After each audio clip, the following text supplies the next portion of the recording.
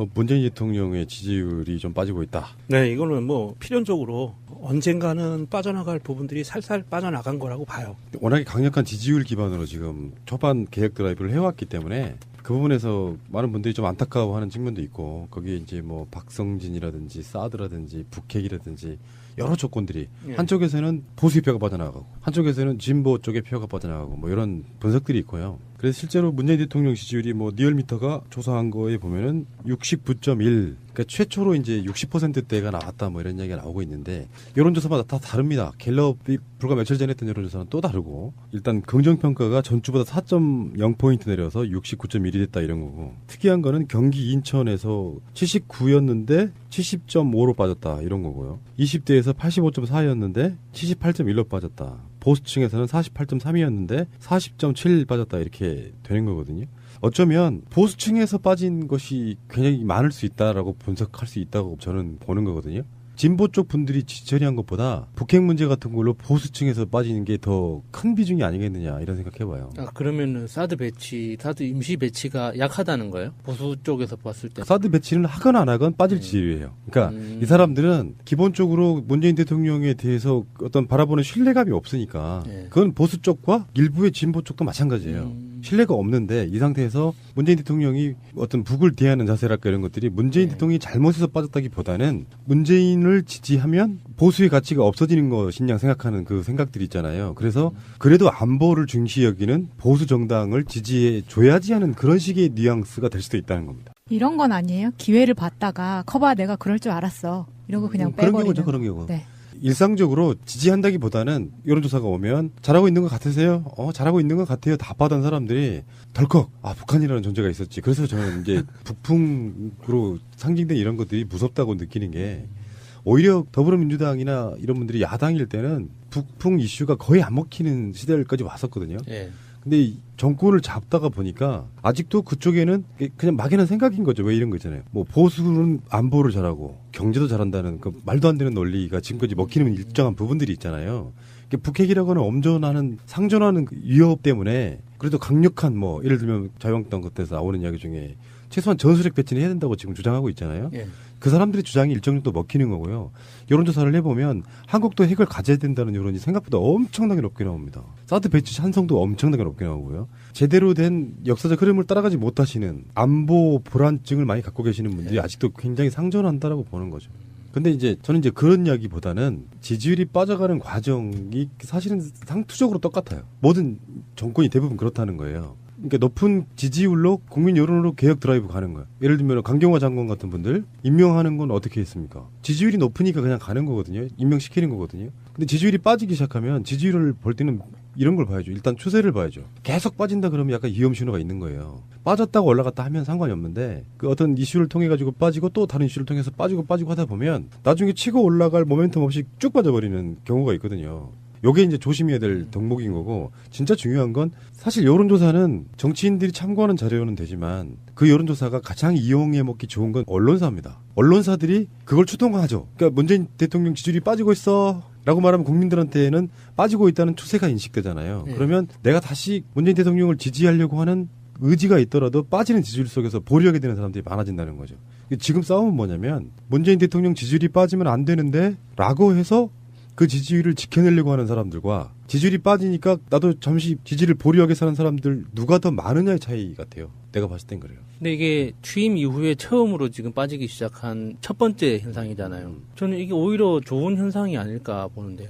이게 고정된 상태에서 우리가 이제 우스갯소리로 박스권이라고 했잖아요. 박스권 상태로 계속 유지되는 게 과연 우리 지지자들 입장에서도 그게 좋은 건가. 이게 긴장감이 떨어질 수도 있고 쉽게 다른 이야기로 하면. 그러니까 이게 출렁거린다고 하죠. 이게 한번 이렇게 이런 현상이 있음으로 해서 이 지지자들이 조금 더 어떤 정책이나 사태에 대해서 좀 다른 관점에서 지지하고 좀 뭉칠 수 있는 계기가 되지도 않을까 싶어요. 그러니까 그건 이제 약간 모노타입의 분석인 것 같고 이게 엄연히 반대하는 진영이 존재하지 않을 때는 그게 굉장히 정확한 분석일 수 있는데 그걸 이용해 먹는 세력들 때문에 문제가 되는 거죠. 선동의 가장 중요한 요소가 돼버리니까. 지금 현재 그러니까 사드를 둘러싼 이 논란을 보면서 노무현 대통령이 이라크 파병했을 때하고 비슷한 분위기를 보거든요.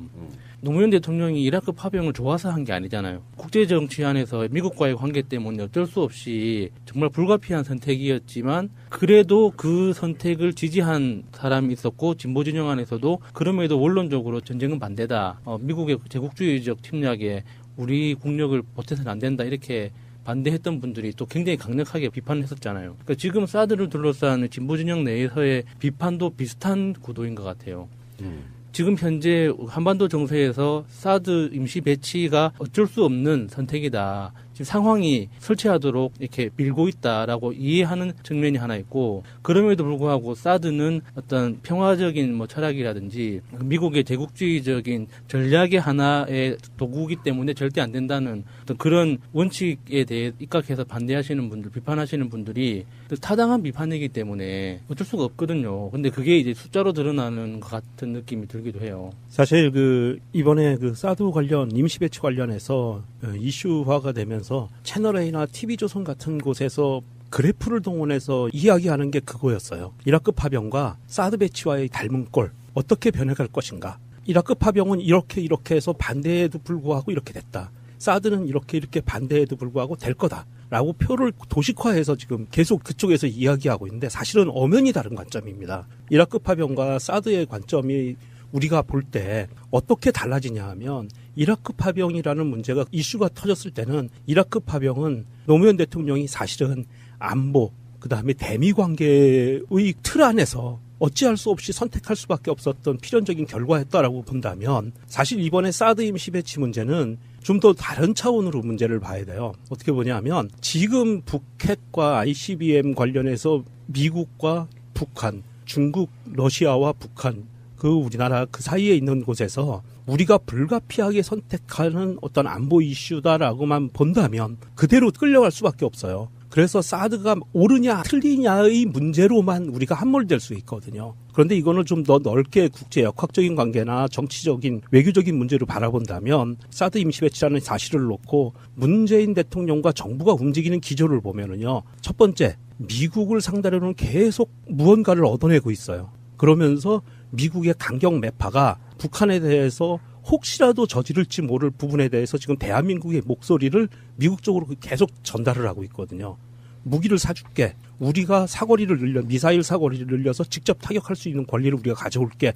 기타 등등의 이런 이슈를 계속 미국에 던지고 있고, 또 하나 중국과 러시아를 상대로는 이런 이슈를 던지고 있습니다. 북한의 핵과 ICBM 문제가 러시아와 중국이 갖고 있는 정치적인 동지의 관계를 깨려는 게 아니다. 대한민국은. 이거 정치적인 문제가 중요한 것보다 너희들에게 더 중요한 건 경제적인 문제야. 라고 경제 이슈를 던지고 있어요.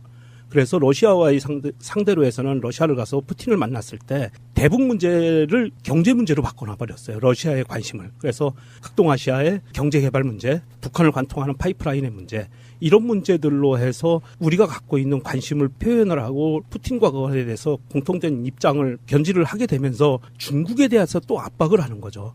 이 극동아시아 문제에서는 중국과 러시아는 어떻게 보면 굉장히 큰 경쟁적 관계란 말입니다. 그래서 중국이 북한에게 쓴소리를 하지 못하면서 자리를 지키고 있는 것 하나, 그리고 더하기 하나는 이 사드 문제에 대해서 중국이 갖고 있는 우리나라를 압박하거나 미국을 압박할 수 있는 수단이 이미 없어요. 이제는 경제 제재 하나라는 거 외에는 방법이 없고 수가 없거든요. 중국 입장에서는. 그래서 본인들이 수가 없는 상태에서 우리는 러시아와 손을 잡고 중국을 견제를 들어간다는 거죠. 이 지지율이 주는 정권 내내 5년이면 5년 동안 무슨 국민투표를 할 수 있는 게 아니라 국민들의 여론을 알아볼 수 있는 건 딱 두 가지예요. 하나는 선거고 하나는 여론조사입니다. 예. 여론조사가 사실은 거의 전부라고 봐야죠. 지금 현실적으로는 네. 그렇죠. 속은 정말 어떨지 모르지만 대통령 선거를 해보면 예를 들어서 문재인 대통령 득표율과 홍준표, 안철수, 유승민, 심상정의 득표율이 국민 여론일 수도 있지만 일단 다수의 국민들은 내가 지지했건 안 했건 대통령이 잘해야 국가가 좋다는 인식을 갖고 지지를 해주는 거예요. 그러니까 그 지지에는 기반이 탄탄하지 않은 지지가 꽤 섞여 있단 말이에요. 이슈마다 출렁출렁 하는 건 맞아요. 근데 이 여론조사를 갖고 사실상 이용해 먹는 세력은 아까 말씀드린 것처럼 언론사와 새누리당 정도 또는 뭐 예. 국민의당도 마찬가지고 바른정도 마찬가지겠지만 그래서 정치 세력이라고 하는 건 지지율이 과도하게 높다고 하는 것에 대한 불만을 계속 표시하잖아요. 이따가 뭐 그런 얘기 다시 할 기회가 예, 있을 텐데 그러면서 지지율 빠지는 거 봐.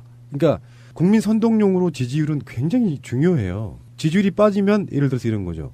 사드 배치 하나만 놓고 이야기를 할 수도 있는 부분이 그런 거잖아요. 만약에 안 했다고 하면 어떤 식으로 지지율이 빠졌어.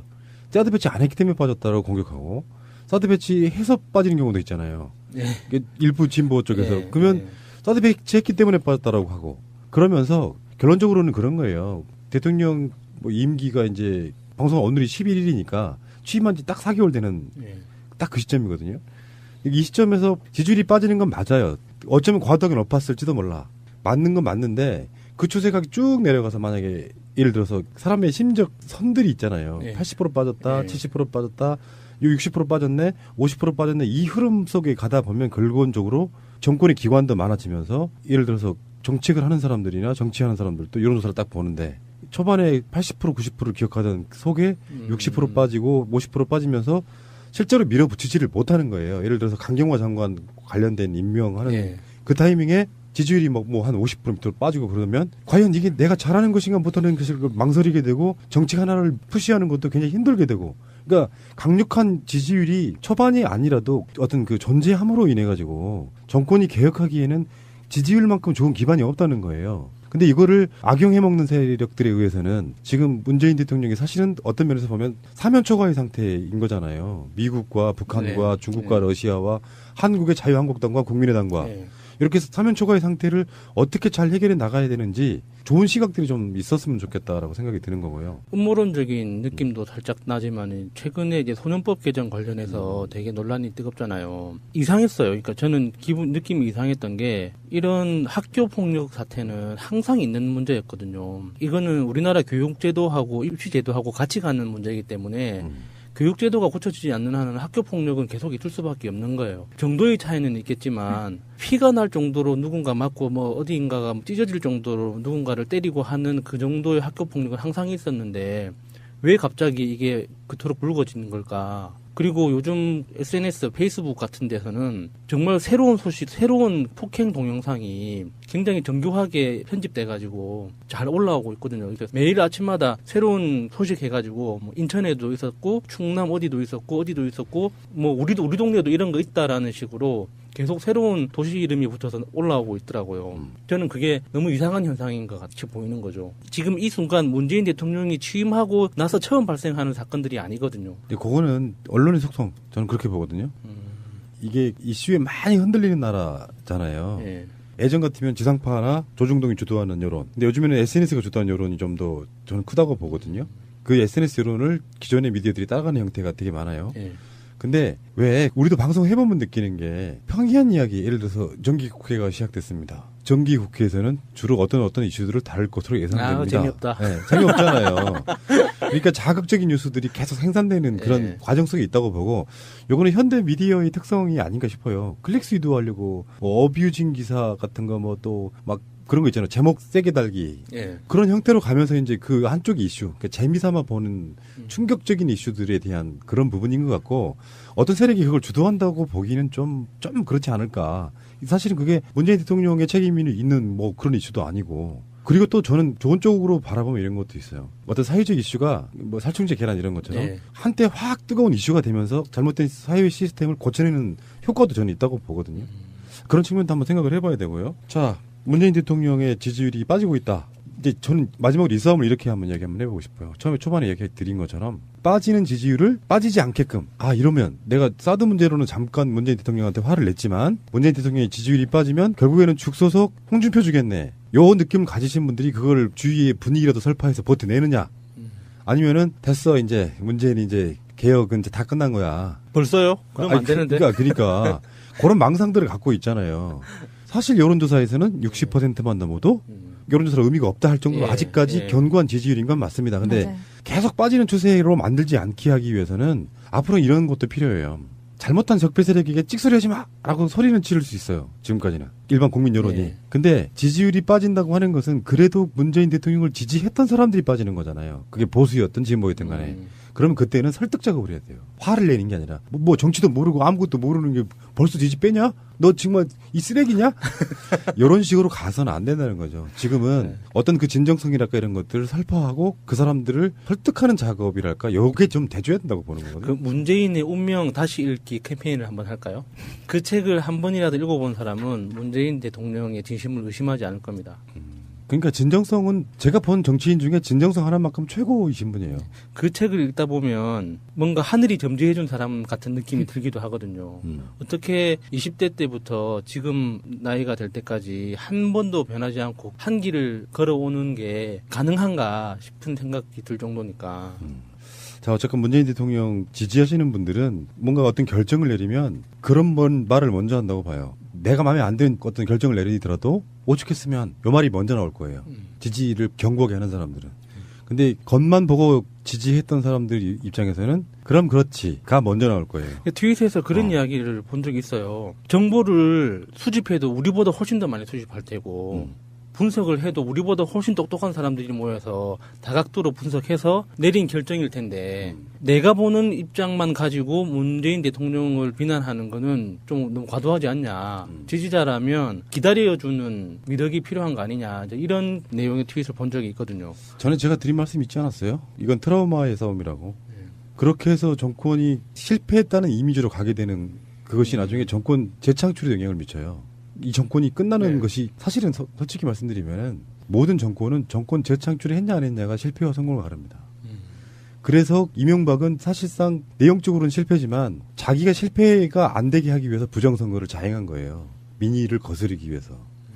그러니까 정권 재창출을 했다고 하면 어떤 정권도 정권 자체를 잘했다는 뜻이에요. 결론적으로 말하면. 그러니까 그런 관점으로 봤을 때 문재인 대통령의 앞으로의 그 지지율 추이가 이제 저들에 의해서 막 흔들리고 그러면서 이도저도 못하게 옴짝달싹 딱 그게 진짜 박스권이에요. 이쪽으로 가지도 못하고 저쪽으로 가지도 못하고 하다가 나중에는 지지했던 사람들마저도 그거 뭐냐 막 이렇게 욕을 하다가 결론적으로 양쪽에서 공격받아서 참여정부 때 정권을 내주게 되는 그 모양새까지 안 가려고 지금 굉장한 힘을 쏟고 있는 게 아닌가 이렇게 생각을 해보고요. 자, 알겠습니다. 여기까지 하시고요. 짧게 하나만 더 하고 다른 에피소드 다시 할게요.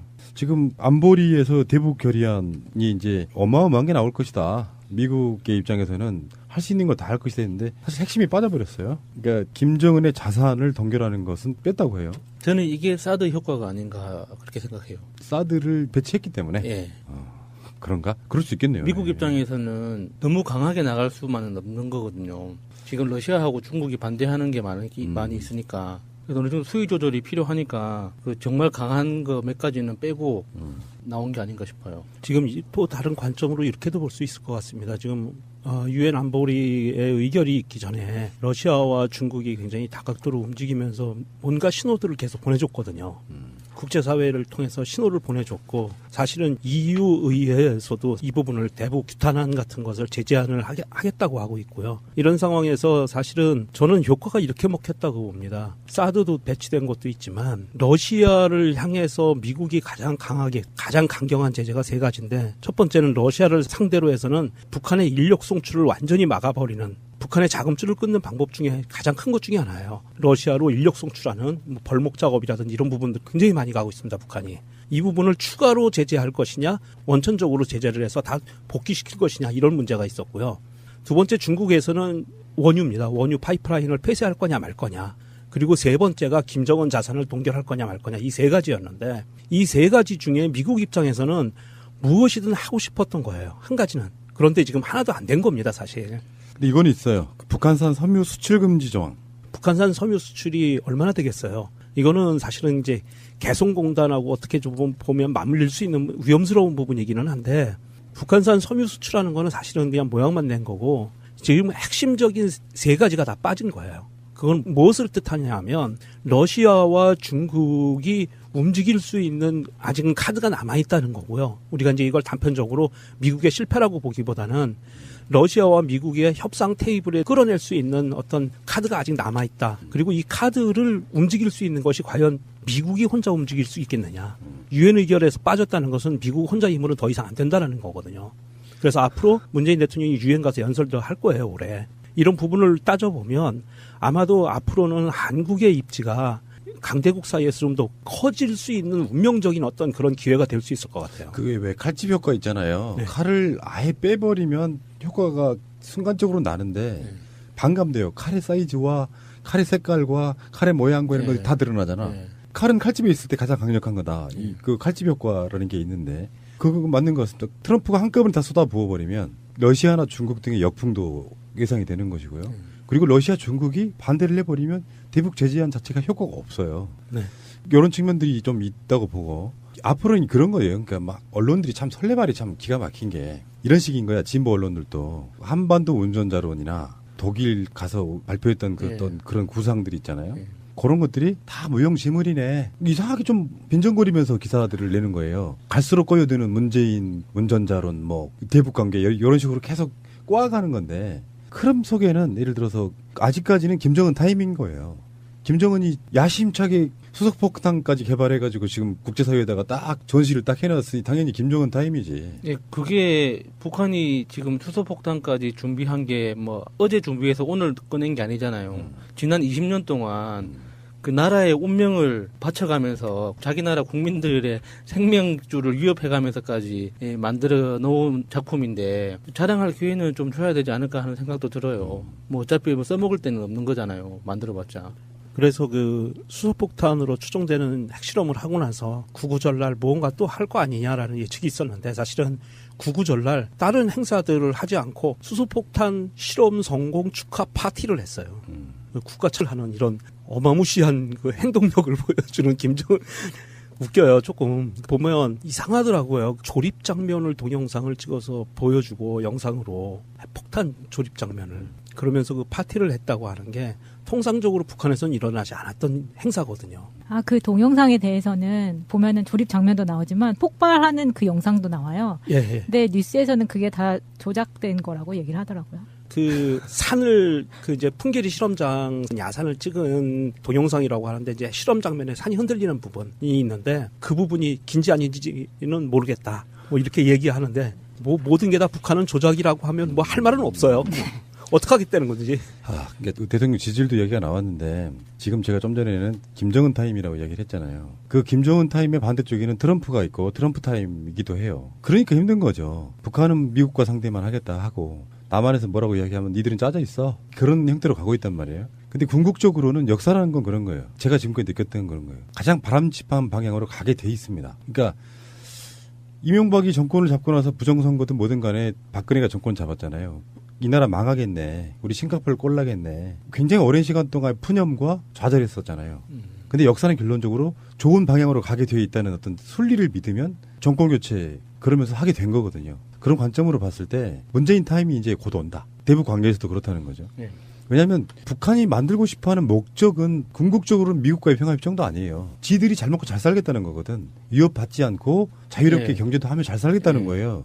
김정은은 기본적으로 개방 정책하고 싶어하거든요. 그래서 미국이라는 자기들이 상존하는 위협에 대해서 국제적으로 우리 침략 안 해. 우리 체제 인정해줘. 라고 공인받겠다는 거예요. 그게 핵무기 개발한 목적이거든요. 그런 관점에서 봤을 때는 결론적으로 최종 목적이 뭔가를 보면 보이는 거죠. 우리 손 안 내밀 수 있겠어요? 대한민국을 완전히 배제한 채로 북한이 개방을 하거나 체제가 안정되기는 사실상 불가능하다고 불가능하죠. 보는 거죠. 예. 그러니까 문재인 타임도 금방 오는 거예요. 여기서 방향성이 어떤 사람도 이렇게 말할 수 있습니다. 같은 동포인 북한에 대해서 어쩌면 그렇게 일방적으로 미국 편만 드냐 하실 수 있어요.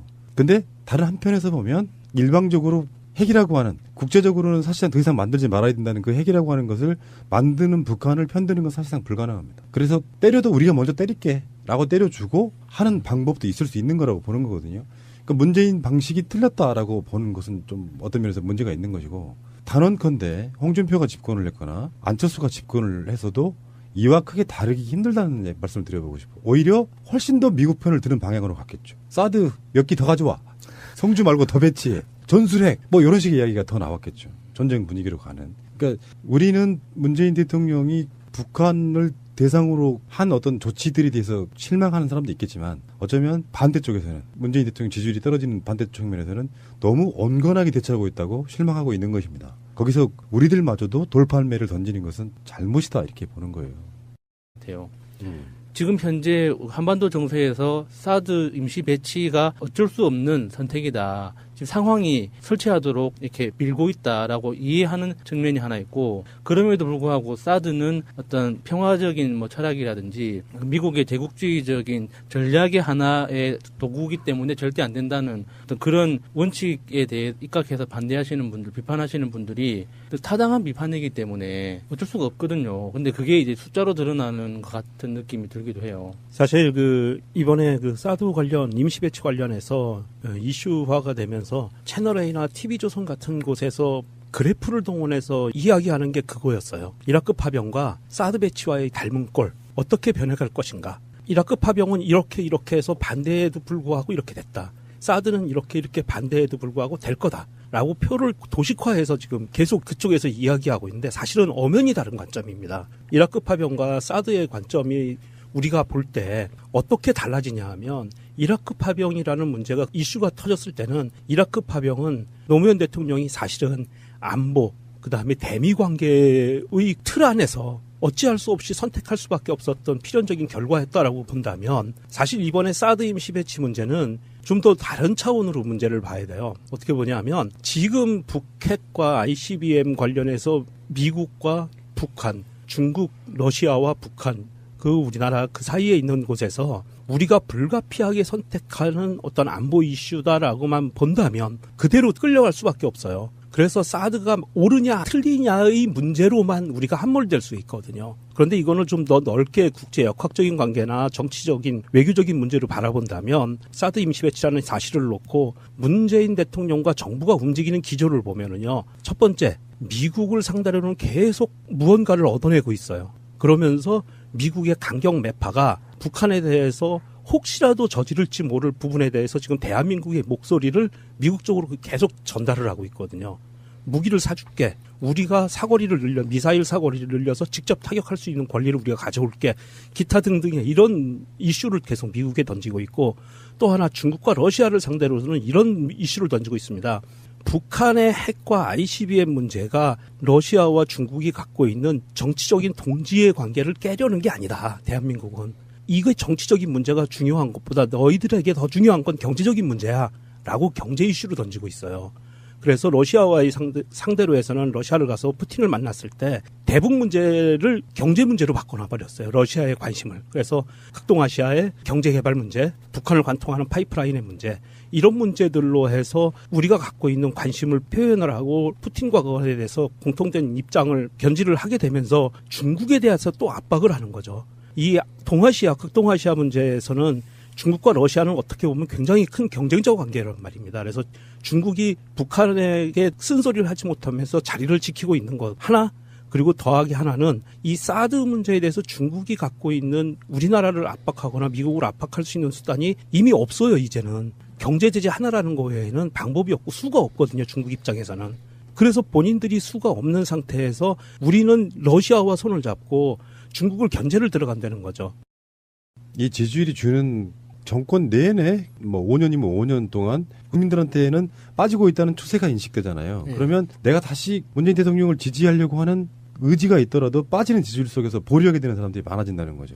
지금 싸움은 뭐냐면, 문재인 대통령 지지율이 빠지면 안 되는데 라고 해서 그 지지율을 지켜내려고 하는 사람들과, 지지율이 빠지니까 나도 잠시 지지를 보류하게 사는 사람들 누가 더 많으냐의 차이 같아요. 내가 봤을 땐 그래요. 근데 이게 취임 이후에 처음으로 지금 빠지기 시작한 첫 번째 현상이잖아요. 저는 이게 오히려 좋은 현상이 아닐까 보는데요.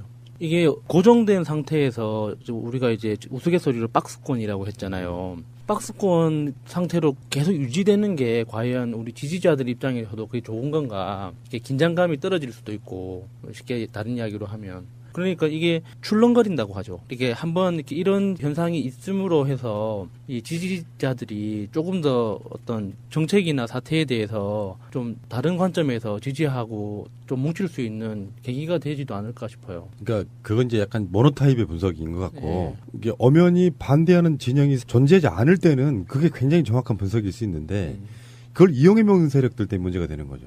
선동의 가장 중요한 요소가 돼버리니까. 지금 현재 그러니까 사드를 둘러싼 이 논란을 보면서 노무현 대통령이 이라크 파병했을 때 하고 비슷한 분위기를 보거든요. 노무현 대통령이 이라크 파병을 좋아서 한 게 아니잖아요. 국제 정치 안에서 미국과의 관계 때문에 어쩔 수 없이 정말 불가피한 선택이었지만 그래도 그 선택을 지지한 사람이 있었고 진보 진영 안에서도 그럼에도 원론적으로 전쟁은 반대다. 미국의 제국주의적 침략에 우리 국력을 보태서는 안 된다. 이렇게 반대했던 분들이 또 굉장히 강력하게 비판을 했었잖아요. 그러니까 지금 사드를 둘러싼 진보 진영 내에서의 비판도 비슷한 구도인 것 같아요. 이러고 그냥 그런 빼버리는. 경우죠, 그런 경우. 네.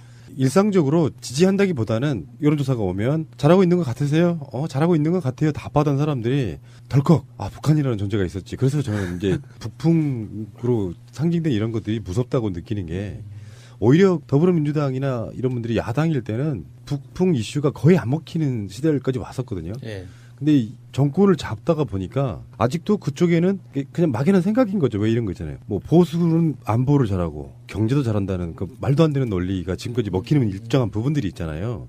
북핵이라고는 엄전하는 상존하는 그 위협 때문에 그래도 강력한 뭐 예를 들면 자유한국당 그때서 나오는 이야기 중에 최소한 전술핵 배치는 해야 된다고 지금 주장하고 있잖아요. 예. 그 사람들의 주장이 일정 정도 먹히는 거고요. 여론조사를 해보면 한국도 핵을 가져야 된다는 여론이 생각보다 엄청나게 높게 나옵니다. 사드 배치 찬성도 엄청나게 높게 나오고요. 제대로 된 역사적 흐름을 따라가지 못하시는 안보 불안증을 많이 갖고 계시는 분들이 아직도 굉장히 상존한다라고 보는 거죠. 근데 이제 저는 이제 그런 이야기보다는 지지율이 빠져가는 과정이 사실은 상투적으로 똑같아요. 모든 정권이 대부분 그렇다는 거예요. 그러니까 높은 지지율로 국민 여론으로 개혁 드라이브 가는 거예요. 예를 들면 강경화 장관 같은 분들 임명하는 건 어떻게 했습니까? 지지율이 높으니까 그냥 가는 거거든요. 임명시키는 거거든요. 근데 지지율이 빠지기 시작하면 지지율을 볼 때는 이런 걸 봐야죠. 일단 추세를 봐야죠. 계속 빠진다 그러면 약간 위험 신호가 있는 거예요. 빠졌다가 올라갔다 하면 상관이 없는데 그 어떤 이슈를 통해 가지고 빠지고 또 다른 이슈를 통해서 빠지고 하다 보면 나중에 치고 올라갈 모멘텀 없이 쭉 빠져버리는 경우가 있거든요. 요게 이제 조심해야 될 덕목인 거고 진짜 중요한 건 사실 여론조사는 정치인들이 참고하는 자료는 되지만 그 여론조사가 가장 이용해 먹기 좋은 건 언론사입니다. 언론사들이 그걸 추동하죠. 그러니까 문재인 대통령 지지율이 빠지고 있어 라고 말하면 문재인 대통령의 지지율이 좀 빠지고 있다. 네, 이거는 뭐 필연적으로 언젠가는 빠져나갈 부분들이 살살 빠져나간 거라고 봐요. 워낙에 강력한 지지율 기반으로 지금 초반 개혁 드라이브를 해왔기 때문에 그 부분에서 많은 분들이 좀 안타까워하는 측면도 있고 거기에 이제 뭐 박성진이라든지 사드라든지 북핵이라든지 여러 조건들이 한쪽에서는 보수의 표가 빠져나가고 한쪽에서는 진보 쪽의 표가 빠져나가고 뭐 이런 분석들이 있고요. 그래서 실제로 문재인 대통령 지지율이 뭐 리얼미터가 조사한 거에 보면은 69.1 그러니까 최초로 이제 60%대가 나왔다 뭐 이런 얘기가 나오고 있는데 여론조사마다 다 다릅니다. 갤럽이 불과 며칠 전에 했던 여론조사는 또 다르고 일단 긍정평가가 전주보다 4.0포인트 내려서 69.1이 됐다 이런 거고 특이한 거는 경기 인천에서 79였는데 70.5로 빠졌다 이런 거고요. 20대에서 85.4였는데 78.1로 빠졌다. 보수층에서는 48.3이었는데 40.7 빠졌다 이렇게 되는 거거든요. 어쩌면 보수층에서 빠진 것이 굉장히 많을 수 있다라고 분석할 수 있다고 저는 보는 거거든요. 진보 쪽 분들이 지처리한 것보다 북핵 문제 같은 걸로 보수층에서 빠지는 게 더 큰 비중이 아니겠느냐 이런 생각해봐요. 그러면은 사드 임시 배치가 약하다는 거예요? 보수 쪽에서 봤을 때. 사드 배치는 하건 안 하건 빠질 지지율이에요. 그러니까 이 사람들은 기본적으로 문재인 대통령에 대해서 어떤 바라보는 신뢰감이 없으니까 그건 보수 쪽과 일부의 진보 쪽도 마찬가지예요. 신뢰가 없는데 이 상태에서 문재인 대통령이 어떤 북을 대하는 자세랄까 이런 것들이 문재인 대통령이 잘못해서 빠졌다기보다는 문재인을 지지하면 보수의 가치가 없어지는 것이냐 생각하는 그 생각들이 있잖아요. 그래서 그래도 안보를 중시 여기는 보수 정당을 지지해 줘야지 하는 그런 식의 뉘앙스가 될 수도 있다는 겁니다. 이런 건 아니에요? 기회를 봤다가 커봐 내가 그럴 줄 알았어.